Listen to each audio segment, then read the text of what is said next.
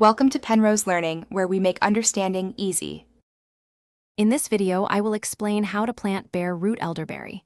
First, select a sunny location with well-drained soil. Elderberries thrive with at least 6 hours of direct sunlight daily. Good drainage is crucial to prevent waterlogging, which can harm the roots. Also, ensure you have enough space for the plants to mature, typically 6 to 8 feet apart. Before planting, soak your bare root elderberry plants in water for 3 to 4 hours. This rehydrates them and helps them establish quickly. While they're soaking, prepare your soil. Amend heavy clay or very sandy soils with plenty of compost or other organic material to improve drainage and fertility.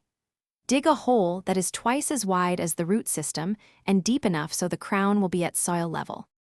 Place the elderberry plant on the small mound of soil you created in the hole, spreading the roots out evenly. Begin backfilling the hole with soil, gently tamping it down to remove any large air pockets around the roots. Make sure the crown of the plant, where the roots meet the stem, is at or just slightly above the surrounding ground level.